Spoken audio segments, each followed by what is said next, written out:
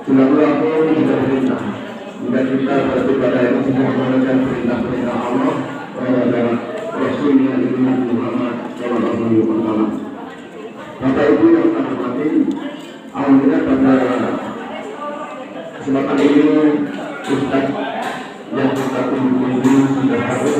Betul marilah acara pada hari ini adalah acara tunggal yaitu pengajian. Bagaimana karena waktunya sudah cukup siang, mari kita mulai belajar pengajian pada hari ini. Pelajaran pada hari ini adalah akalnya pengajian. Begitu marilah kita bersama bersama dengan menunjukkan surat Al-Fatihah.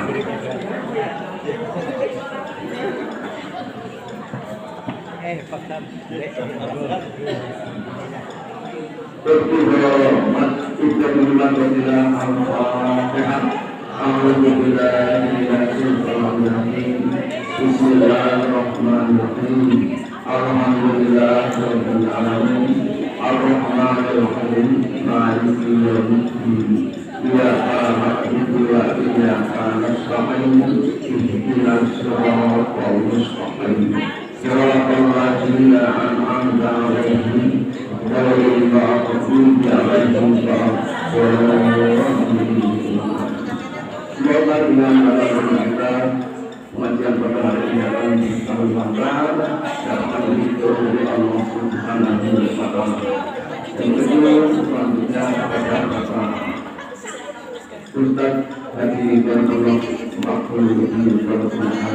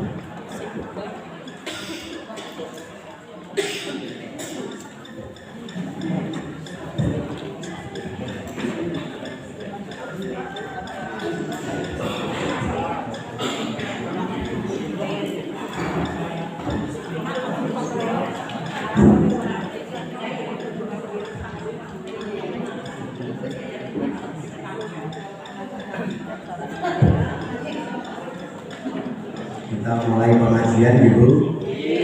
Bapak-bapak, kamu siap? Biasanya sepuh-sepuh ketemu Ibu biasanya nostalgia gitu ya. Nostalgia ini mungkin berpengajian ya. Assalamualaikum warahmatullahi wabarakatuh. Alhamdulillah, nahmaduhu wa nasta'inuhu wa nastaghfiruh wa na'udzu billahi min shururi anfusina wa min sayyiati a'malina. May yahdihillahu fala mudilla lahu wa may yudlil fala hadiya lahu. Asyhadu an la ilaha illallah wahdahu la syarika lahu wa asyhadu anna Muhammadan abduhu wa rasuluhu la nabiyya ba'dahu. Allahumma shalli wa sallim wa barik ala Muhammadin wa ala alihi wa ashabihi rasulillahi ajma'in, amma ba'du. Faya ayyuhal hadirun qalu subhanaka la ilma lana illa ma 'allamtana innaka antal alimul hakim. Rabbi shrah li sadri wa yassir li amri wahlul 'uqdatam min lisani yafqahu qawli. Bapak Ketua PGRI Kecamatan Manajati yang dihormati Allah Subhanahu wa Ta'ala beserta pengurusnya, Bapak-bapak, Ibu-ibu, pengajian rutin tanggal 20 setiap bulan yang dirahmati oleh Allah Subhanahu wa Ta'ala. Langurumi satripun kawula matur kathah kita dherekaken ngaturaken puji-puji syukur wonten sanipun Allah Subhanahu wa Ta'ala di qaulina alhamdulillah. Rabbil alamin. Amin saking rahmatipun Allah Subhanahu wa taala, alhamdulillah di pagi hari ini diberikan cuaca cerah karena kemarin hujan itu ya. Alhamdulillah di pagi hari ini kita diberikan kesempatan, diberikan kesehatan, karena banyak sekali orang-orang yang terjebak kepada dua nikmat, as-sihat wal faragh. Di orang banyak sekali terjebak dengan sehat dan sempat. Ada orang yang sehat tapi dia tidak sempat, maka hari ini tidak berangkat. Ada yang kemudian sempat tapi badannya tidak sehat, berangkat atau badan? Ada yang sehat tapi juga ada yang sempat tapi kok tidak berangkat. Enten nomor badan? Enten tuh. Alhamdulillah ya. Jadi alhamdulillah kalau panjenengan sami di pagi hari ini mendapatkan rahmat dari Allah Subhanahu wa taala, bisa menghadiri pengajian yang diselenggarakan setiap tanggal 20. Maka kita tentunya berdoa kepada Allah Subhanahu wa taala, mudah-mudahan kita semuanya di hari ini mendapatkan hidayah dan rahmat dari Allah Subhanahu wa taala. Amin ya rabbal alamin. Dengan kita berdoa bersama-sama ya. Allahumma bika asbahna wa bika amsayna wa bika nahya wa bika namut wa ilaihin nusur. Alhamdulillah. Sudah hafal semuanya gitu ya? Oh, dereng. Ya, bukankah ini adalah merupakan zikir pagi? Ya. Kepengen apa bukan Bu? Ya, saya ulang gitu deh. Ya, diperhatikan makanya ya. Ya. Allahumma bika asbahna. Allahumma bika asbahna wa bika amsayna wa bika amsayna wa bika nahya wa bika namut wa ilaihin nusur. Sama kecatat betul. Bersambung. Masih apa? Ya, kita ulang lagi. Allahumma bika asbahna wa bika amsayna wa bika nahya wa bika amut maaf wa bika namut wa ilaikan nusur. Bareng-bareng. Allahumma bika asbahna wa bika amsayna wa bika nahya wa bika namut wa ilaihin nusur. Alhamdulillah ya. Kita berdoa kepada Allah, ya Allah, dengan rahmat dan pertolongan-Mu kami memasuki waktu pagi, dan dengan rahmat dan pertolongan-Mu kami memasuki waktu sore. Dengan rahmat dan pertolongan-Mu kami hidup, dan dengan kehendak-Mu kami mati, dan kepadamu kebangkitan bagi semua makhluk. Inilah maksud daripada doa ini.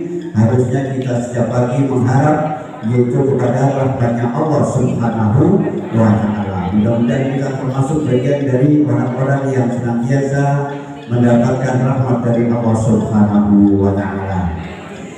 Sebelum saya lanjutkan, salam salawat kita haturkan kepada baginda Nabi Muhammad sallallahu alaihi wasallam, Nabi akhirul zaman, Nabi panutan kita semuanya, Nabi yang nanti akan menjadi penuntun kita untuk memasuki jannahnya Allah Subhanahu wa taala. Dan kita bersama-sama berdoa, mudah-mudahan kita semuanya golongannya dengan sami kalebet termasuk yaitu bagian dari orang-orang yang nanti mendapatkan syafaatnya dari Rasulullah Muhammad sallallahu alaihi wasallam. Baiklah ibu-ibu, bapak-bapak yang dirahmati oleh Allah Subhanahu wa taala, pengajian di pagi hari ini saya tidak akan ngulang sebab ini yo kabeh guru-guru saya semuanya juga orang tua saya, nah terus kemudian sekarang sudah menua bersama begitu ya, sehingga Kula panjenengan kami saya pada kesempatan hari ini hanya akan sekedar mengingatkan diri kita, mengingatkan diri saya ya, juga kepada bapak-bapak dan ibu-ibu semuanya ya.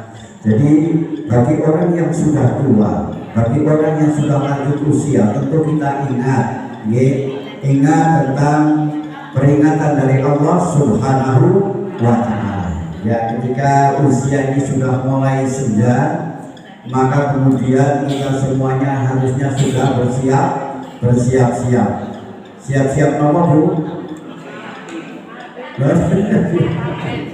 Siap-siap mandi. Nah, sudah siap kamu tidak Bu? Ya, baiklah. Jadi siap-siap mandi itu adalah merupakan orang yang paling cerdas ya. Jadi kan pun Abi Thalib ya, wal istidadu liyaumil rahil. Jadi orang yang paling cerdas itu adalah orang yang selalu mengingat akan hari di mana hari kita itu pergi, tapi pergi tidak akan kembali ya. Ini yang pertama. Yang kedua, saya mengingatkan juga tentang sabda Rasulullah Muhammad Shallallahu Alaihi Wasallam bahwa umur umat kanjeng Nabi Muhammad itu kebanyakan hanya sampai 60 sampai 70 ya, 60 sampai 70 tahun. Jadi kalau panjenengan sami karena 60 sampai 70 tahun, maka harusnya ketika sekarang usia panjenengan sudah menginjak 60 tahun, maka harus sudah sudah siap-siap. Siap Bu? Oh. Ya. Sampun siap napa jare Bu? Oke. Astagfirullahaladzim ya. Harusnya kita sudah siap-siap karena apa?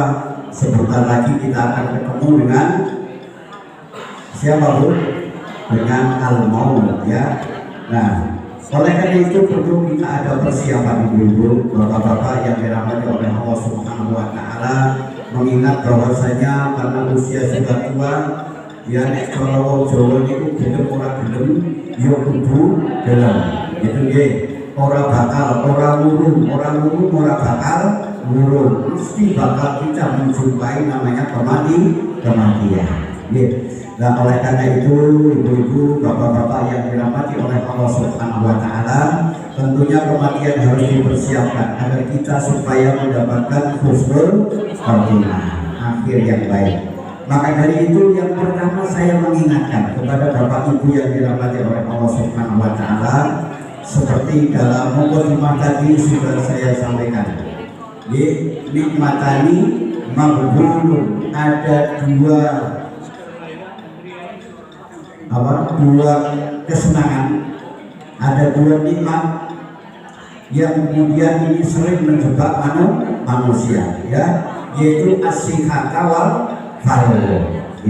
Kalau tak ada yang mawon Ibu, soalnya sih beliau lalu ya. Jadi as-sihhata wal faragh ini suka menjebak manusia sehingga manusia terlena. Kadang-kadang orang mengatakan banyak orang yang sehat, berarti umurnya isi akibat cerah. Ini juga, wah orang sehat itu, ya anak akhir Jawa, orang ibadah yang bukan disita. Yuk terus dikit, lah bukan disita, orang berlaku. Nah ini juga alasannya banyak sekali. Nah jadi jangan sampai kita itu sudah menua itu justru harusnya selalu waspada. Gunakan kesempatan dengan sebaik-baiknya. Jangan merasa bahwa belum sehat, lalu mulai berdoa. Nah, gitu. Padahal yang namanya meninggal itu tidak bisa disebabkan karena sakit, juga tidak bisa disebabkan karena sehat. Jadi mati itu kenapa? Tidak jalan aja dulu. Jadi karena kita sudah sampai kepada ajalnya. Ada orang kemudian sudah sakit-sakitan, lah kan ini sakit-sakitan mungkin bismeh mati, akhirnya stres. Padahal sakit itu juga belum tentu penyebab dari kematian. Gitu oke? Akhir loh, itu sakit selama tahun orang mati, gitu ya. Sampai datang ke Pak Poli dulu itu jago kesel banget. Lu itu pun ikhlas nih, bapaknya itu meninggal, masya Allah. Si Munggoni nanti bosan, si Lara orang bosan.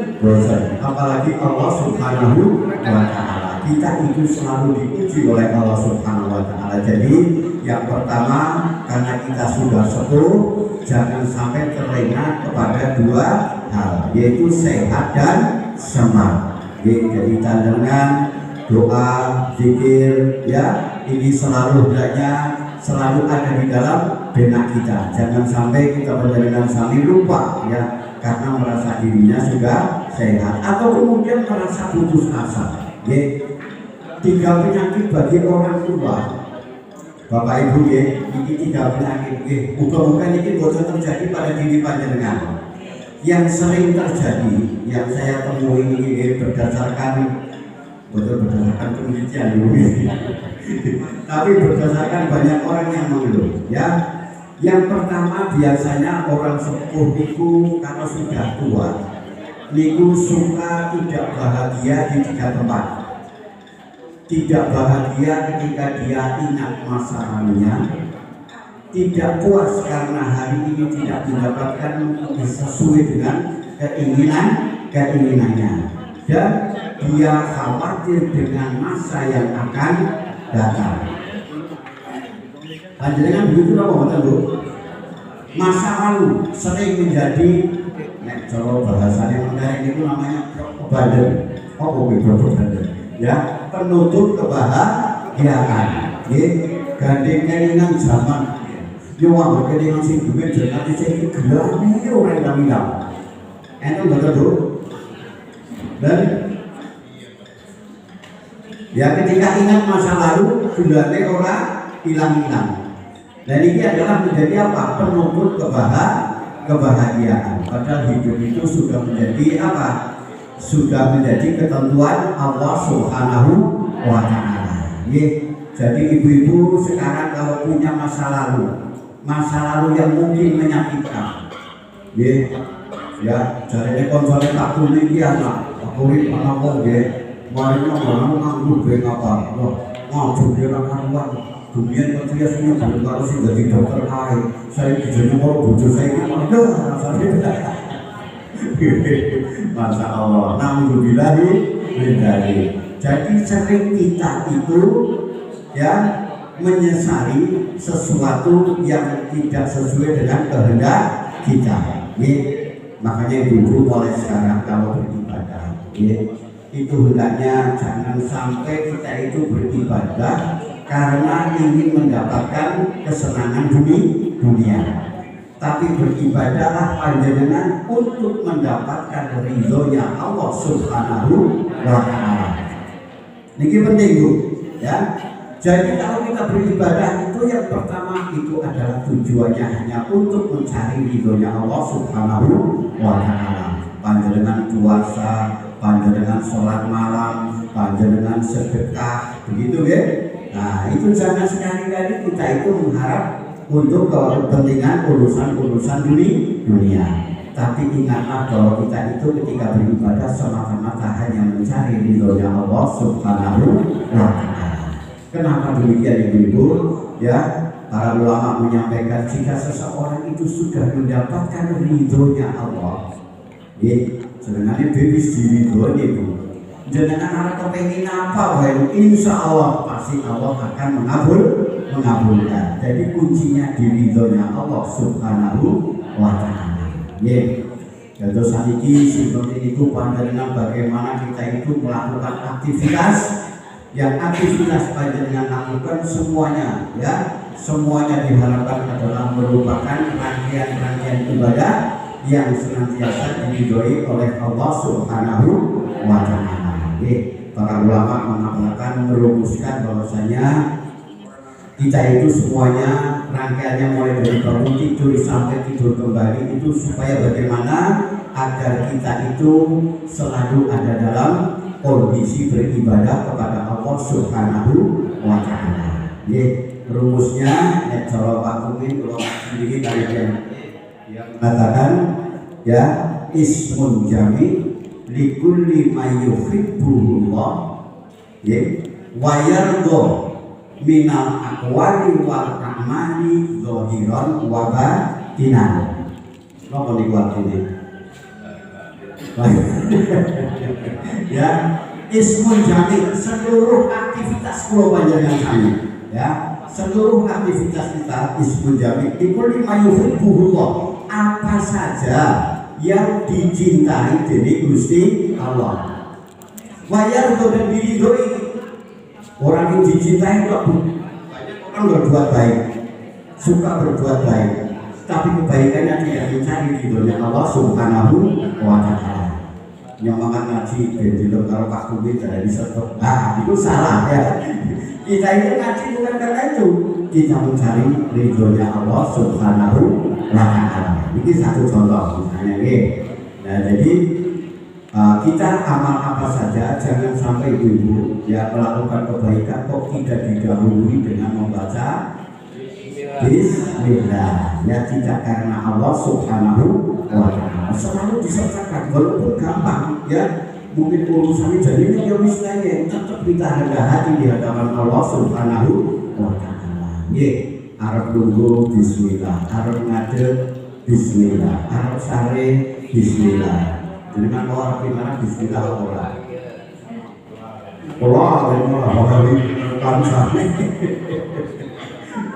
Allah jadi ya.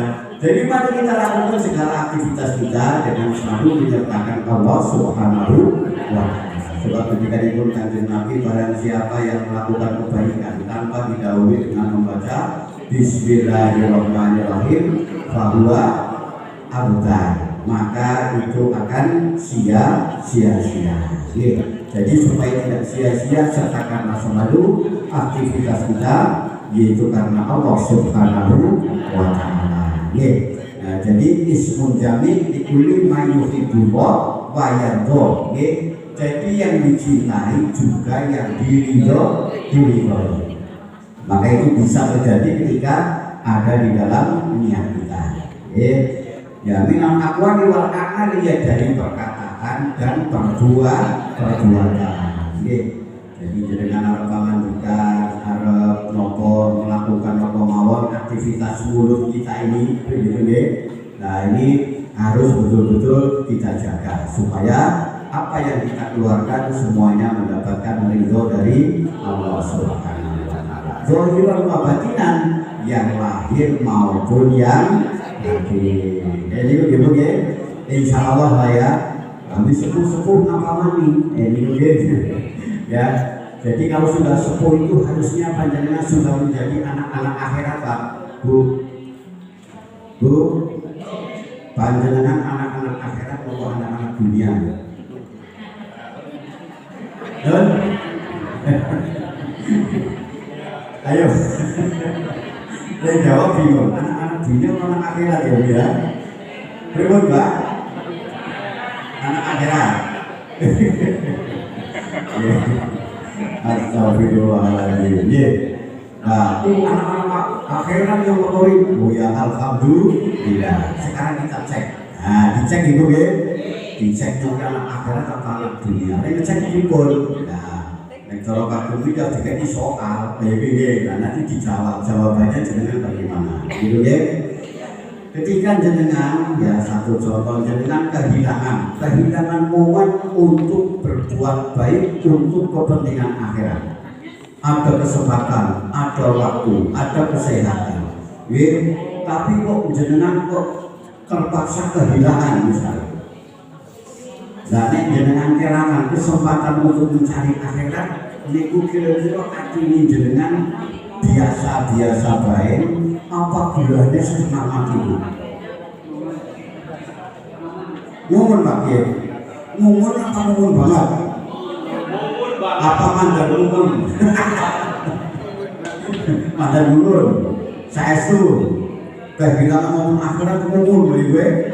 Wah ngumun, orang ngumun kok ngumun banget? Ya Kalau Umar bin Khattab itu ketika kehilangan satu momen, pernah ya Bapak Ibu telat sholat jamaah subuh, telat dong ya. Maka dia menghisap dirinya dengan apa? Berpuasa selama 1 bulan. Gara-gara dia kehilangan momen untuk sholat berjamaah subuh, apalagi kehilangan 2 rakaat sebelum subuh. Begitu ya? 2 rakaat sebelum subuh pahalanya apa? Khairun minad dunya wa ma fiha. Dalilnya apa? Nunjuk. KPTY gitu ya. Ketika jangan kehilangan di mana Bu? Umur. Di muhasabahin apa boten? Astagfirullahaladzim. Saya ini dicek malih. Jenengan kelangan jamaah sholat subuh, kalau kelangan duit 50.000 kira-kira larang di rasanya.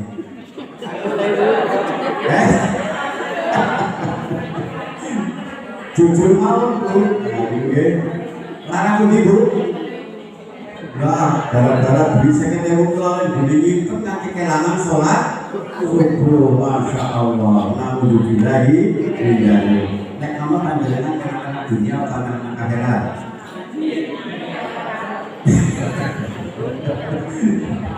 Astagfirullahaladzim ya. Kita hendaknya banyak-banyak beristighfar kepada Allah Subhanahu wa Ta'ala. Kita sering pusing gara-gara kekurangan dana, kekurangan sarana, kekurangan pelayanan, sering pusing. Tapi ketika kurang ibadah,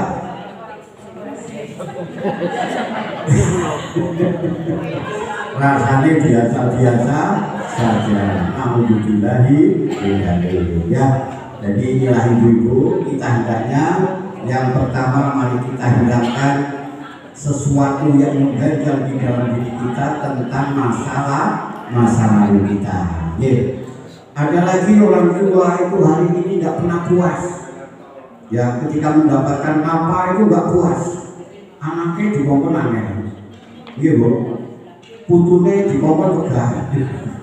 Ya, karena dari turun karena harap dia rumah satu maka dia punya kuasa. Kuasa apa? Kuasa dahului. Jika asing didahului rakyat. Ibu-ibu jangan mau betul Bu. Adi dahului putranya lagi makan janji rakyat lagi ya. Iya Bu. Ada yang punya penyakit gula Pak. Gulanya tinggi ada. Dan kotak-kotak penyakit gula favorit ya. Ciri-ciri orang terkena penyakit gula itu katanya karena kalau dahului si didahului tak belum makan mesti jeger. Ngomong si dikongkong orang makan jeger itu orang hilang ciri khas gula. Jadi tidak berusaha untuk ridho kepada Allah Subhanahu wa Ta'ala. Kita harus ingat ibu-ibu ya bapak-bapak, pakaian kita belum tentu bisa dipakai oleh orang lain. Nah sama juga inisiatif kita ya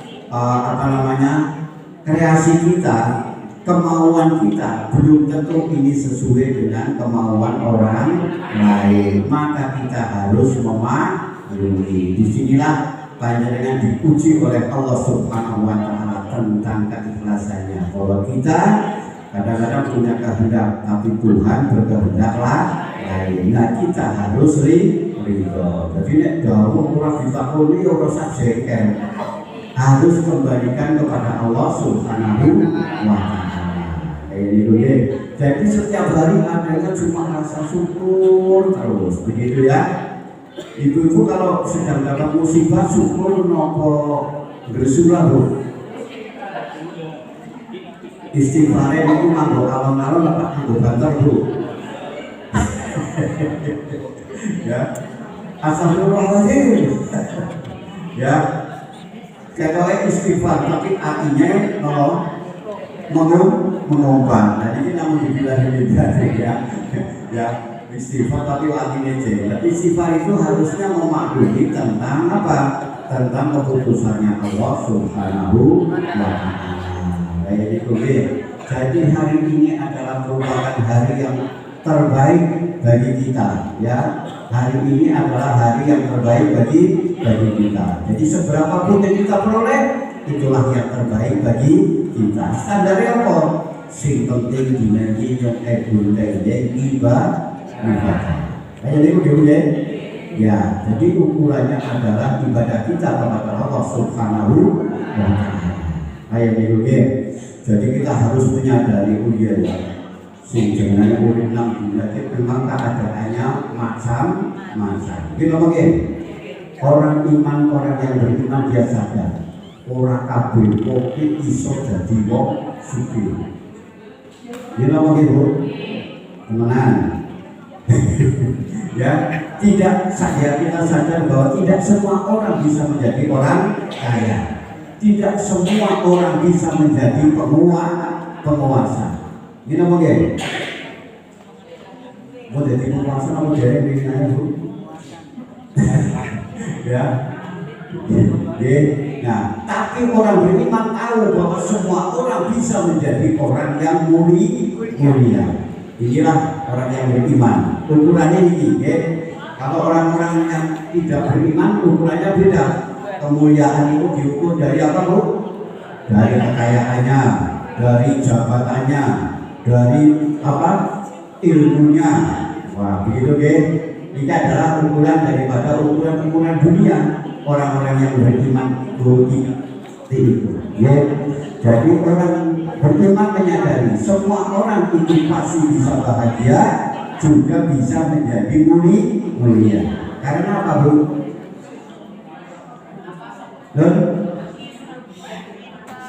Karena apa Bu?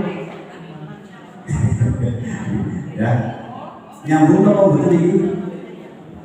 Nyambung ya. Kenapa manusia itu kok tidak bisa bagaimana caranya kita menjadi mulia?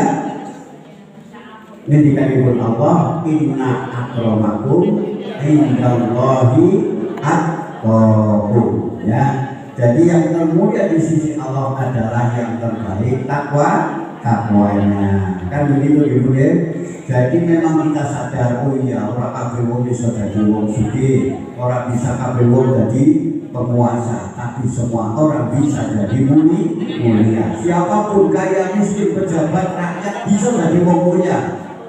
Dengan apa? Dengan meningkatkan ketakwaan kita kepada Allah Subhanahu wa Ta'ala. Inna akramakum indallahi atqakum. Nah, ini maka itu ada seorang ulama memberikan doa ya agar supaya dia senantiasa diberikan ilmu yang banyak, diberikan perilaku yang rendah hati, diberikan kemuliaan karena ketakwaan, dan diberikan kegantengan dan kecantikan karena kesehatan. Ya, itu ada sebuah doa yang sangat luar biasa. Biasanya dibaca sehabis asar, gitu. Sampun ngertos dengan itu? Yaitu sebetulnya doa untuk orang supaya hafiz Quran. Itu saya belum pernah diajar, tapi kalau wis doa ini dari hafal Quran kan misalnya ini, tapi berusaha itu ya. Allahumma inni as'aluka fahman nabi wa hifdzal mursalin wa ilhamal malaikatil muqarrabin. Allahumma abrini bil ilmi wa zayyini bil khilmi ya wa akrimni bil taqwa wa jalilni bil afiyah. Nah, ini adalah doanya. Sudah pernah dengar nama jari Bu? Oh, begitu. Ya, astagfirullahaladzim. Oke, nanti kapan-kapan kita ajarkan gitu ya. Bagaimana kalau doanya itu kok orang punya ngomong betul juga ya. Nanti suatu saat akan kita ajarkan ya. Akan saya teruskan. Poin yang ketiga tadi apa? Orang tua biasanya selalu mengkhawatirkan masa yang akan datang. Kita mau. Nah, jadi jangan sampai kita itu terganggu kemerdekaan hati kita gara-gara gelisah terhadap masa yang akan datang. Ini koyo-koyo orang duwe Gusti Allah ya, mau dibilahi. Biasanya kan orang tua gitu ya. Lah yang tua pada putri yang di sini dia sosial pada siapa? Nah ini juga. Saya ini lah bukan dulu. Alamat ini sih macam anak itu sudah tadi tahu caranya saya itu mana sih nama ini juga. Iya bu. Karena orang enak ya. Ini sering membuat kita jadi tidak bahagia. Nah oleh karena itu ibu yang dirahmati oleh Allah Subhanahu Wa Taala, jangan sampai 3 hal ini ada di dalam diri kita. Karena apa? Karena inilah yang namanya penutup kebahagiaan. Nah nek wong iki bahagia insyaallah mau dibadai wis sae, ya. Ya sekarang duduk lagi, nada kesuwen ternyata makin kesel ya Pak. Ya mungkin sudah mulai usia ibu ya. Nah, baiklah ibu-ibu yang dirahmati oleh Allah Subhanahu Wa Taala. Ini yang pertama. Yang kedua, marilah kita perbaiki amal-amal kita. Ibu ya. Mulai amal kita yang terpenting itu amal apa bu? Ya. Tentunya kita akan bahas tentang apa? Perbaikilah diri kita dalam sholat kita. Karena siapapun yang sholatnya baik, pasti dia akan didapati menjadi orang yang baik. Sholat yang baik itu yang bagaimana? As-sholatu tanha 'anil fahsya'i wal munkar. Ya, sholat yang mampu mencegah perbuatan fahsya dan perbuatan munkar. Ini penting bu, ya. Di dalam Al-Quran dikatakan as-sholata itu kalimat makrifat, ya karena ada alif lam itu dipanggil. Nah, karena ada alif lamnya berarti kalimat makrifat. Jadi sholat yang khusus, sholat yang apa? Yang sesuai dengan tuntunan Al-Quran dan as-sunnah. Nah ini sholat yang pun sesuai dengan tuntunan apa jadi bu? Kira-kira. Insya Allah mungkin apa?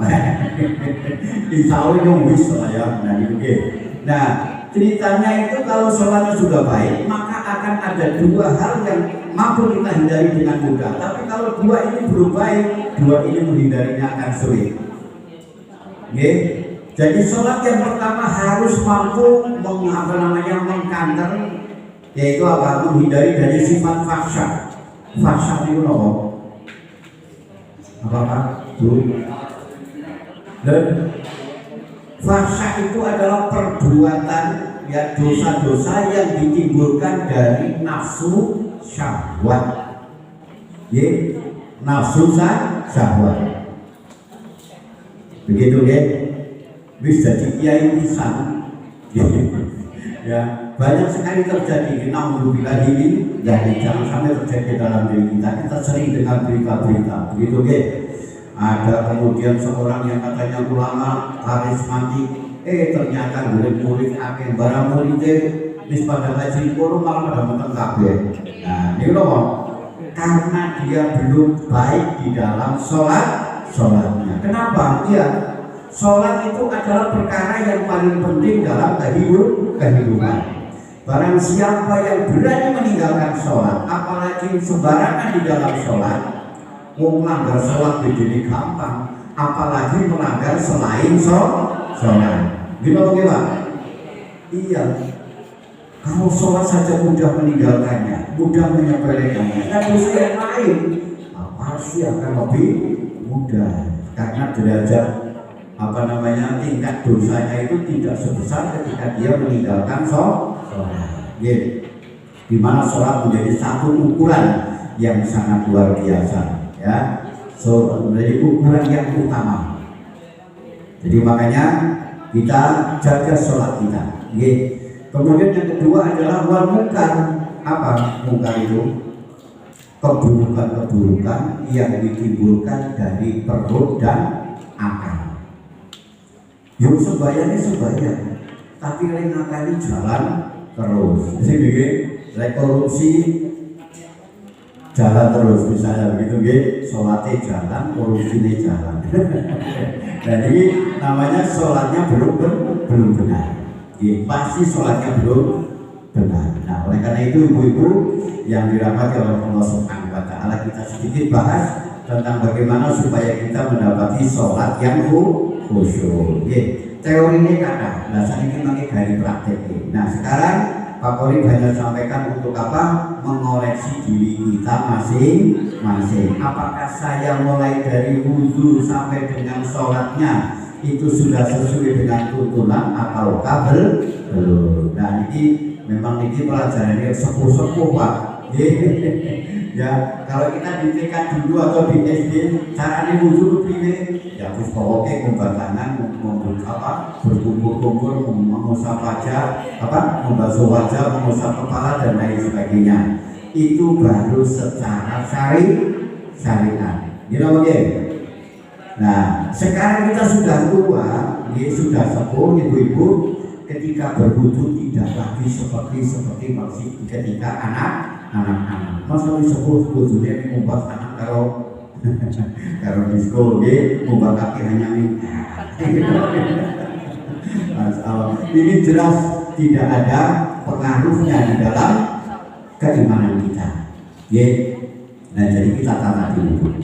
Pertama Ibnu Qudamah menyampaikan dalam kitab Minhajul Qasidin bahwa wudu itu ternyata bertingkat-tingkat kualitasnya ibu-ibu. Ya, kualitas yang paling rendah adalah orang yang melaksanakan wudu sekedar membersihkan anggota tubuh.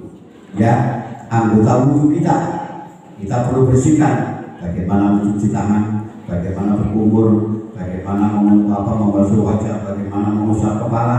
Kita pelajari semuanya dari dulu ya. Kawin ini kan loyo-loyo. Ya, masa masih belajar itu saja. Nah, hendaknya pelajaran ibu-ibu kita mulai tingkatkan. Ketika kita membasuh anggota wudu lebih berkualitas apabila panjenengan sedang berwudu, ya. Setelah kita melaksanakan wudu dengan baik, ya mencuci anggota wudu dengan baik, maka yang kedua, mari kita cuci juga dosa-dosa dari anggota wudu kita. Ingat, anggota wudu adalah anggota tubuh kita yang sering banyak melakukan dosa. Iya benar. Sisok nanti kita sisok jeweli, sisok ngoplaki, sisok nyolong. Nah, jadi dosa-dosa ini biasa bersumber dari tangan. Nah, makanya kita bersihkan dosa-dosa dari tangan kita. Begitu ya. Begitu juga ketika setelah kita mengubah mencuci tangan kita, kemudian kita berkumur-kumur. Gimana ya? Berkumur-kumur, malah disikat ibarat. Ya kalau bahasa pokoknya pakai siwak, begitu ya. Nah, kita harus pakai siwak membersihkan mulut kita. Nah, membersihkan mulut kita tidak hanya sekedar membersihkan secara fisiknya, tapi membersihkan dari apa? Dosa-dosa yang ditimbulkan oleh mulut kita. Ini apa ibu?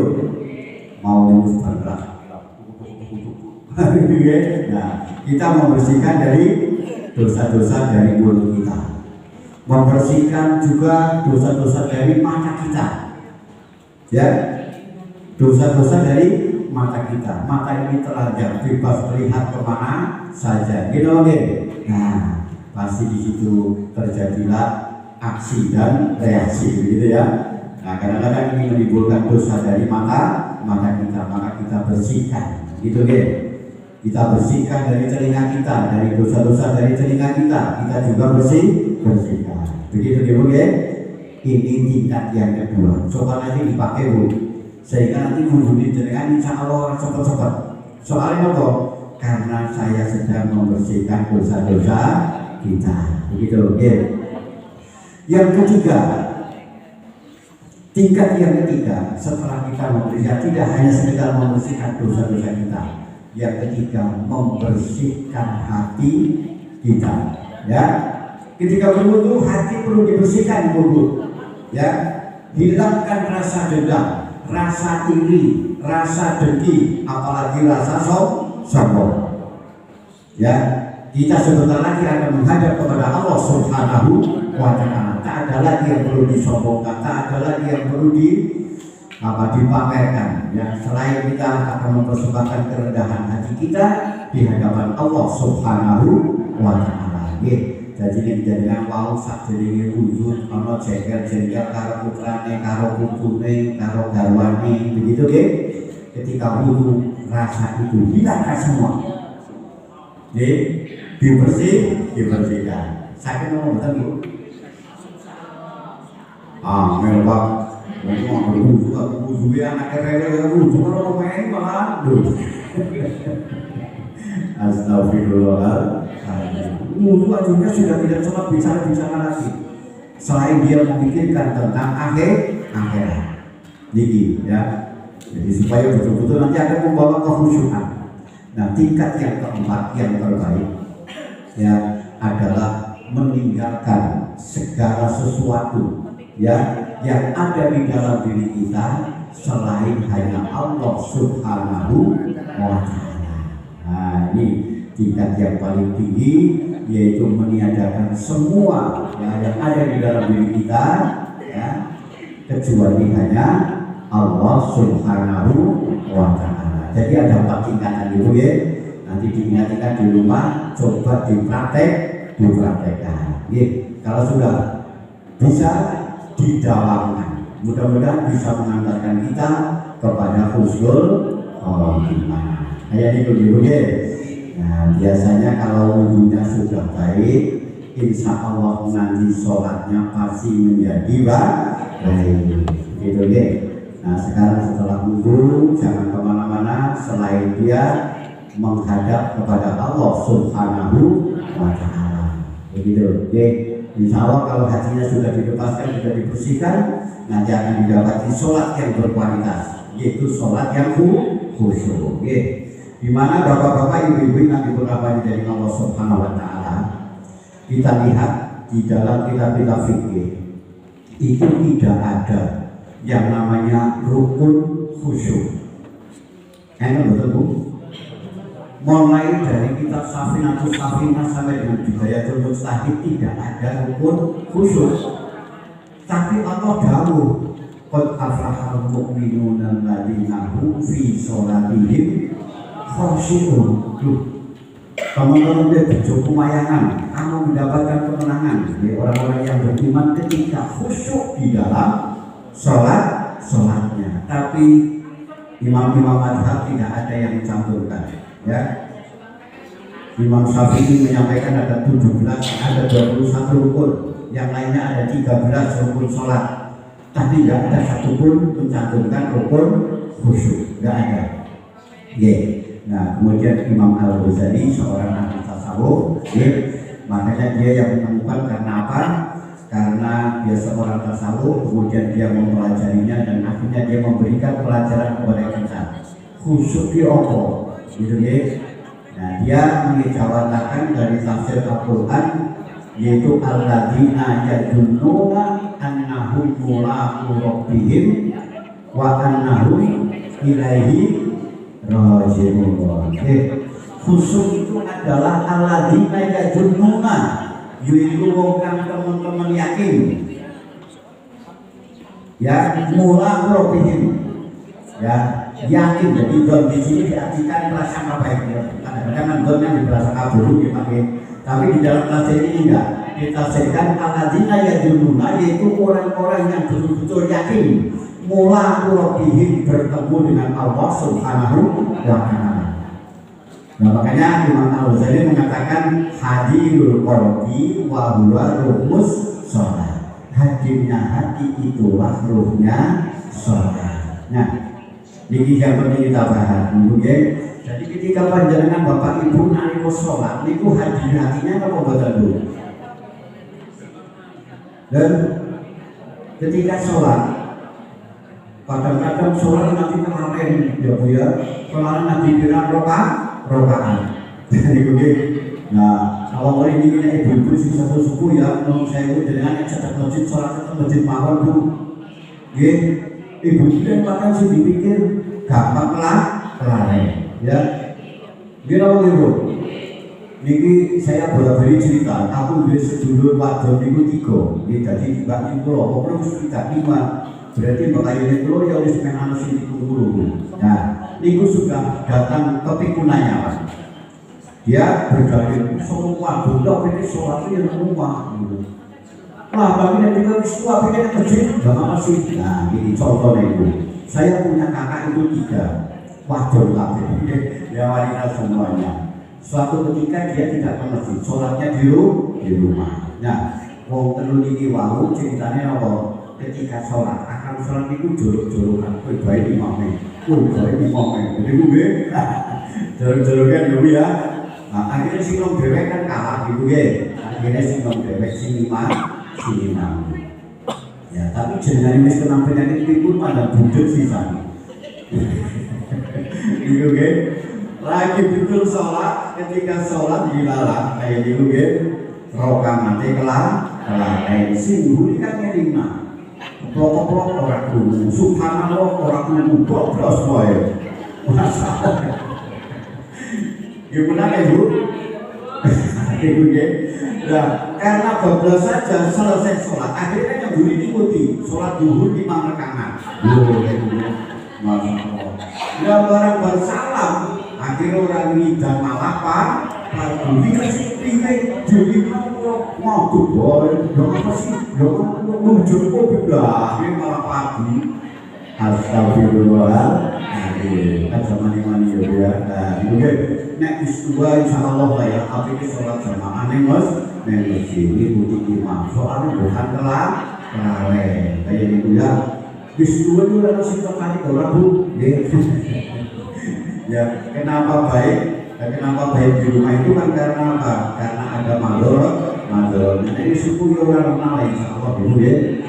Soalnya apa di bawah ini sembahyang itu kok tangannya. Nah, kembali kepada khusyuk ibu ya. Jadi ketika itu Rasulullah Muhammad SAW itu pernah dahulu begitu. Karena orang yang sholat khusyuk itu jaminannya luar biasa Pak. Akan diampuni dosa-dosanya yang lain. Rasulullah SAW dahulu man rakaataini sapa wonge sing sholat 2 rakaat. Lalu hadisu fihima nafsahu ghufira lahu ma taqaddama min dhanbi. Salat 2 rakaat. Tapi jenengan salat la yuhadisu nafsahu, tidak ngomong-ngomong. La yuhadisu, tidak ngomong-ngomong. Dengan apa? Nafsihi, dengan nafsunya dengan dirinya sendiri. Maka ghufira lahu ma taqaddama min dhanbi, akan diampuni dosa-dosanya yang telah. Dan ini permasalahannya seperti itu. Karena Rasulullah tahu akeh-akeh wong anggar sholat ini pada ngomong dewe ya. Gimana apa mani mau ya berdua masalah. Biasanya itu anggar lagi sholat malah kelingan orang sholat kelingan masalah ya. Gimana Ibu? Masalahnya sepele paling kunci hilang. Goreng dulu, makan lihat dulu, apa ini pernihan dulu di nasi uangnya ini gitu ya. Dan itu bisa menjadi kita itu tidak khusyuk, sehingga ketika sholat tidak hadir hatinya, tidak menghadirkan hati, tapi sing hadir nawa permasalahan kita, gitu ya. Jadi nanti omong-omong kalau awalnya dewek sampai ke lalen. Abi pirang rokaat khusyuk ya. Jadi nanti hilangkan omong-omongnya ya Bu ya. Diusahakan ketika kita sedang sholat hadirul qalbi wa ruhus sholat, hadirnya hati itulah ruhnya sholat. Jadi terutama nanti kita harus apa? Memahami ya. Yang kedua biasanya itu orang tidak khusyuk karena tidak memahami bacaan sholatnya. Ya, apalagi di dalam Fatihah. Ya, dialog yang utama itu adalah di dalam Fatihah. Yang namanya Fatihah itu kan wajib Ibu ya. La sholata illa bil Fatihah. Dan di Fatihah kok dialani wajib sebenarnya. Inilah saatnya kita matur mulang lebih bertemu dengan Allah Subhanahu wa Ta'ala. Jadi, tengah diskusi itu kan pendidikan aku bagi dua di dalam sholat, satu untukku, yang satu untuk hambaku. Menyangati masalah dan untuk hambaku apa yang dia minta. Ya, ketika seseorang sedang mengucapkan Alhamdulillahirabbil alamin, ya, segala puji kebenaran Engkau ya Allah. Apa di sini? Kita sedang matur dengan Gusti Allah. Ya, sedaya puji kabulipun panjenengan ingkang mangirani sedaya. Ini jenengan tunggu jawabannya Allah Subhanahu wa Ta'ala. Di sini Allah menjawab. Ya, apa jawaban Allah? Hamidani abdi. Oh, hambaku lagi memuji aku. Nah, begitu ya. Nah, tapi dengan alhamdulillahirabbil alamin sing diri liyane lagi apa kayak. Ya. Kita ucapkan alhamdulillah mulutnya, tapi hatinya tidak hadir. Ya, jangan sampai hatinya tidak hadir. Wong sholat itu kan nawabun. Ketika dia berkata Nabi, as-sholatu biqadril mu'minin ala rabbih. Sholat itu adalah mikrosnya orang mukmin dengan Tuhannya. Jadi panjenengan itu harus apa mikros? Si mikros namanya. Siapa nggak mikros? Si mikros kan Nabi yang mikros. Gitu ya. Kata Imam Fakhrul Razi dalam kitab Tafsir Mafathul Ghaib, yang disebut mikros di sini adalah yang mikros itu kesadarannya. Ya, anak wong eling tapi mesti sadar. Tapi nek wong sadar mesti gini mau Bu. Gini mau Gini mau Ya, ketika azan dikumandangkan, pergi waktu besok salat, terus ambil air wudhu, berangkat ke masjid. Nah, itu namanya orang sadar. Lu anak azan habis azan, leren dingin malah leren dingin gitu ya, tidak ambil air wudhu, namanya belum sadar. Ya, hatinya belum bangun, ya, hatinya masih tidur. Ya. Nah, jadi ketika kita sholat itu sedang apa? Sedang mikros menemui Allah Subhanahu wa Ta'ala. Kata Rasulullah, as-sholatu birrajul mu'min. Sholat itu adalah mikrosnya orang beriman ala rabbihim kepada Tuhan. Di sinilah yang disebut sebagai mulamu. Artinya kita ketemu dengan Allah Subhanahu wa Ta'ala. Jadi ketika kita memuji, ya, jadi sholat itu curhat, hati kita buka semua di hadapan Allah Subhanahu wa Ta'ala. Jadi wawan kemajukan, wad'uhu tadurru'an makhufiyatan, kata Allah, ya. Berdoalah kamu kepada Allah dengan hati yang khusyuk, dengan suara yang berbisik-bisik dengan Allah Subhanahu wa Ta'ala. Nanti dicoba gitu ya. Berbisik-bisik, ya.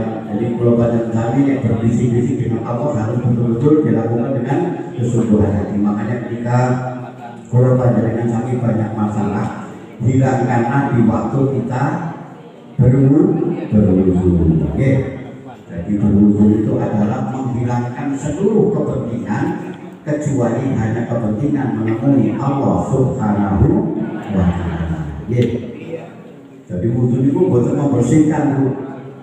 Ya, kalau orang tasawuf mengatakan wudu itu adalah meninggalkan urusan dunia, kemudian mendatangi urusan akhirat. Jadi di sholat itu ada wudu itu sih dipikir yang akhirat. Begitu, Bu. Ya. Nah, jadi pola proaktif kita hendaknya bisa ketemu dengan Allah Subhanahu wa Ta'ala. Jangan sampai ketika sholat kita justru malah ngomong-ngomong sendiri, ya. Dan rumusnya di mana Pak Uri? Dalam kitab Minhajul Qasidin, karena Ibnu Qudamah menyampaikan agar supaya kita khusyuk di dalam sholatnya, maka yang pertama jangan lupa, ya, yaitu fasanya.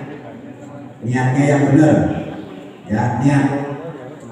Nah, niat ini adalah bagian dari rukun. Maka Al-Ghazali Imam Syafi'i menyampaikan niat itu nanti letaknya di mana? ya ketika kita sedang takbiratul ihram. Nah, takbiratul ihram di samping kita bertakbir juga di dalam hatinya niat, ya. Jadi noktaronan bil fikri, jadi bersama-sama dengan niat, bersama-sama dengan takbiratul ihram, niat yang kuat. Yang kedua, betul-betul ketika sholat itu membawa hati yang ikhlas. Ya, jadi sebelum kita membahas ikhlas, terlebih dahulu kita harusnya tahu bahwasanya sholat kata Al-Ghazali yang terbaik itu adalah sholat karena bersyukur kepada Allah Subhanahu wa Ta'ala. Jadi kita sedang mendatangi syukur, Bu. Ya, soalnya apa? Di dalam surat Al-Kautsar, inna a'toina kal kautsar fasolli li rabbika wanhar. Jadi apa wahai manusia yang tidak aku berikan kepadamu? Semuanya sudah aku berikan. Maka caranya bersyukur gimana? Fasolli li rabbika wanhar. Datangilah sholat dan berkorban. Jadi sholat itu yang terbaik, ya kata beliau, adalah dalam rangka kita bersyukur kepada Allah Subhanahu wa Ta'ala. Jadi kita bersyukur kepada Allah Subhanahu wa Ta'ala. Syukur apa? Ya syukur kita sudah dijadikan manusia. Kita diberikan apa? Iman oleh Allah Subhanahu wa Ta'ala. Dijadikan umatnya Kanjeng Nabi Muhammad sallallahu alaihi wasallam. Kita harus bersyukur, ya, menjadi umat yang terkasih. Umat Kanjeng Nabi itu umat yang terkasih, ya, meskipun kita menjadi umat yang terakhir, ya, sampai-sampai Rasulullah pernah mengatakan begini, aku itu kangen sama saudaraku. Lalu para sahabat neri, bukankah aku ini saudaramu? Bukan, kamu itu adalah sahabatku. Dan siapa saudaraku? Saudaraku adalah orang yang mengamalkan sunnah-sunnahku, padahal dia belum pernah bertemu dengan aku. Aku sangat kangen bertemu dengan saudara-saudaraku. Nah, jadi mudah-mudahan kita semuanya termasuk bagian dari orang yang dikamili sama Rasulullah Muhammad Sallallahu Alaihi Wasallam. Karena apa? Karena kita suka melaksanakan sunnah-sunnahnya. Nah, jadi ibu-ibu yang dirahmati oleh Allah Subhanahu wa Ta'ala, mari kita perbaiki sholat kita, ya, dengan niat, kemudian dengan ikhlas, ya. Terus kemudian yang ketiga, hadirul qalbi wa huwa ruhus sholat. Yang ketiga, hadirkan hati. Nah, inilah konsep bagaimana supaya kita bisa sholatnya khusyuk. Jangan sampai ngomong dengan dirinya sendiri, niatnya yang kuat, niat yang ikhlas. Dan kemudian apa?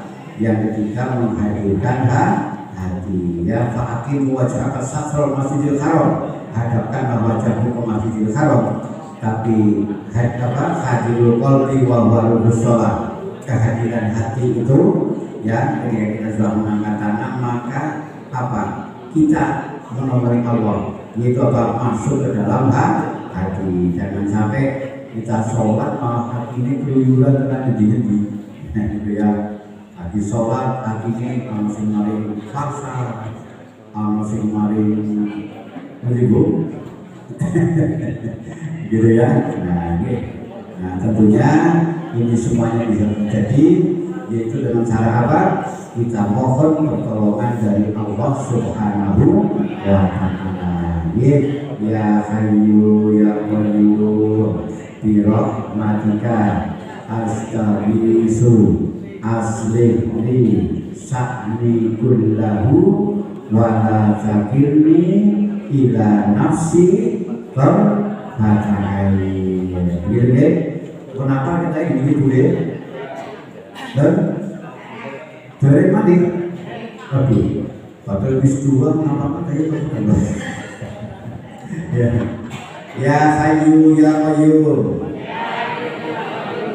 bi rahmatika astaghiitsu aslih li sya'ni kullahu wala takilni ila nafsi tarfata ain.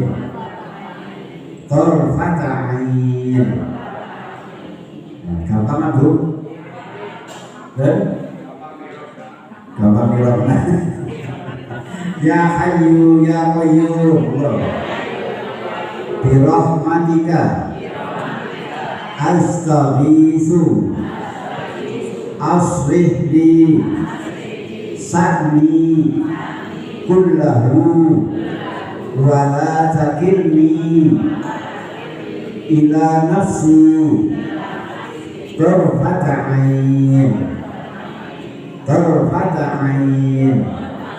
Ya Hayyu ya Qayyum birahmatika astaghiitsu aslih li sa'ni kullahu wa la takilni ila nafsi tarfata ain. Tarfata ain. Mesin angel teman ya tarfata aini ya. Tarfata aini bisa, tarfata aini bisa. Yaitu apa namanya diwakafkan ya. Ya Hayyu ya Qayyum artinya apa? Yang maha hidup dan yang berdiri sendiri atau yang selalu memperhatikan hambanya. Birahmatika dengan rahmatmu ya. Birahmatika astaghiitsu aslihi tolonglah perbaikilah diri kami ya. Saknikulah dalam semua urusannya. Wala takilni ila nafsi dan janganlah kau pasrahkan urusannya kepada diriku. Tarfata ain walaupun hanya sekejap mata. Nah, jadi ada terus sampai kita itu melakukan sesuatu hanya karena keinginan hawa nafsu, tapi betul-betul semua yang dilakukan karena Allah Subhanahu wa Ta'ala. Begitu gitu ya. Sama karena mau jadi ini. Oh jadi. Sampai jam berapa Pak?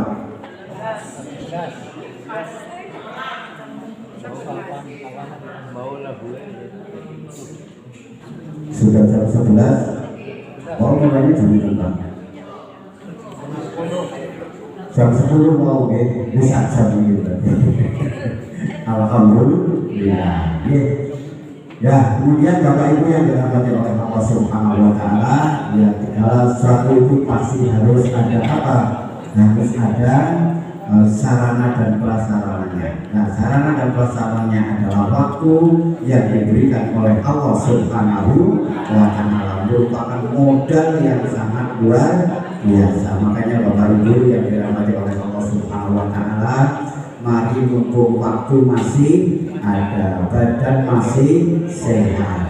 Ini kata Rasulullah Sallallahu Alaihi Wasallam, ya, amal yang sempurna itu adalah amal yang dilakukan ketika dia masih butuh menjadi orang kaya, masih butuh untuk jadi, masih butuh untuk memiliki sesuatu, ego berenggang akeh, ya, masih banyak butuhnya. Tapi kok panjenengan melakukan kebaikan, maka ini pahalanya luar biasa, ya. Jadi mau kasih sempat, kasih sakit gitu ya. Nah, begitu juga ibu-ibu, bapak-bapak. Ketika kita itu bisa menghindari kemaksiatan, padahal kita juga masih mampu melakukan kemaksiatan, tapi kok dengan kekuatannya digunakan untuk beribadah, juga menjadi amal yang lebih sempurna. Ya, arah maksiat, ini nggak apa sih, jabatannya gue, duitnya ya anak, ya, panggungannya ya anak, bawahnya ya. Tapi kita sudah tidak melakukan, bahkan kita menghindari dan melakukan kebaikan, maka ini menjadi hal yang sangat luar biasa. Ya. Nah, apalagi kita ini sudah tua, maka ingat Rasulullah SAW mengingatkan kepada kita yang sudah sepuh-sepuh, ada 3 golongan orang yang nanti tidak dipandang oleh Allah Subhanahu wa Ta'ala. Muka-muka awal dewe tidak termasuk di sini. Ya. Apa 3 golongan tersebut? Satu, orang yang sudah tua tapi masih melakukan zina. Orang yang jadi pemimpin tapi melakukan korupsi. Nah itu nanti tidak akan dipandang oleh Allah Subhanahu wa Ta'ala. Ya, naudzubillahi min dzalik. Dan jadi kita betul-betul harus apa?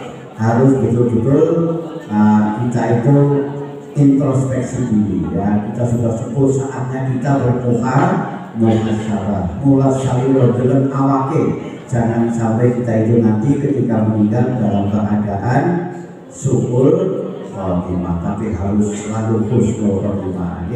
Makanya di dalam sujud-sujudnya selalu kita berdoa, gitu ya. Kita tambah setelah sujud subhanallahil a'la wa bihamdihi, kita tambah lagi. Apa tambahannya?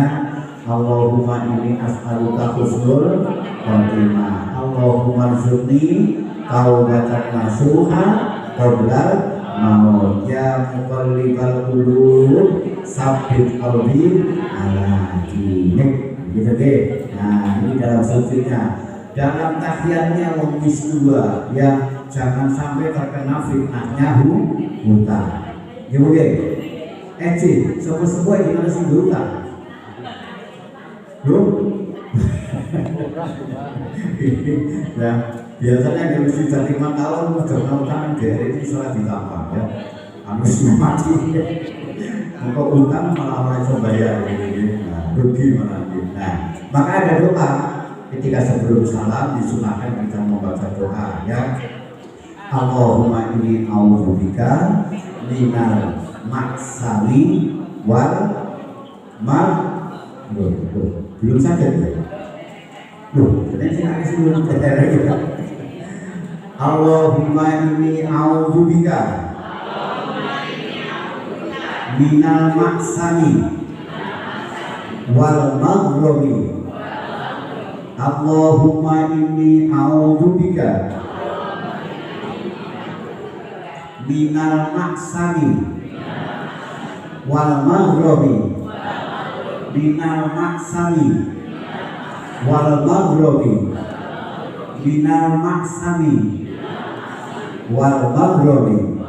Allahumma inni a'udzubika minal maksami wal maghrami. Gampang gitu ya. Bikin cetak aros ya. Doanya sedikit ya. Kita berlindung kepada Allah Subhanahu wa Ta'ala minal maksami wal maghrami, yaitu dibebaskan dari fitnahnya hutang dan melupakan Allah Subhanahu wa Ta'ala. Naudzubillahi min dzalik. Ini mungkin karena mau hutang itu sama saja orang meneror dirinya sendiri. Kita mau itu. Jadi mau bebas terus hutang, akhirnya menjadi terteror. Kita mau betul Pak.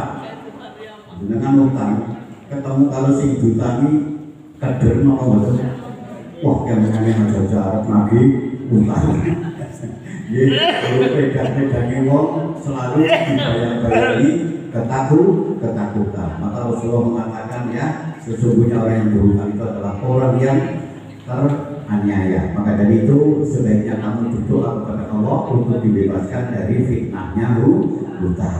Nah, ini mungkin orang yang hutang itu akan dibayar-bayar, dia akan ada dalam bahaya. Bahayanya bahayanya hutang. Dan mati hutang itu yang lain. Terus yang lain. Yang paling parah Rasulullah mengatakan orang yang kena hutang itu fitnahnya apa? Dia kalau berbicara bohong, kalau janji mengkhianati. Ya, kalau bicara bohong, begitu tukang lagi tetap ngomong ya bapak dulu. Nah, itu. Akhirnya mengajari dusta kepada anaknya. Naudzubillahi min dzalik. Ketone itu biasa-biasa baik dulu, tapi itu luar biasa di hadapan Allah Subhanahu wa Ta'ala. Jangan suka berbicara bohong. karena itu termasuk penyakit nifaq. Penyakit nifaq itu yang akan mengarahkan kita, menghantarkan kita ke dalam neraka jahanam. Jahanam itu adalah isinya orang-orang yang apa? Yang suka apa? Suka berbohong. Ya, ini. Insya Allah di ibu ya. Sampun kata ibu ya. Ada pertanyaan bu? Pertanyaan ya? Pertanyaan ya. Alhamdulillah. Berarti sudah paham semua ibu ya. Mudah-mudahan sudah paham semua dan apa yang saya sampaikan manfaatnya. Ya. Kita kita sama lebih yang saya kalau terakhir kalau pilih konten lepas atur kamu pulau yang mengaku sama pulau sami. Dan kalau ada baiknya itu dari Allah, mudah-mudahan kita dimudahkan untuk bisa melaksanakan sebagai sarana ibadah tambahan ibadah kita kepada Allah Subhanahu wa Ta'ala. Dari saya sekarang saya mengucapkan akhirul kalam billahi taufiq wal hidayah. Assalamualaikum warahmatullahi wabarakatuh.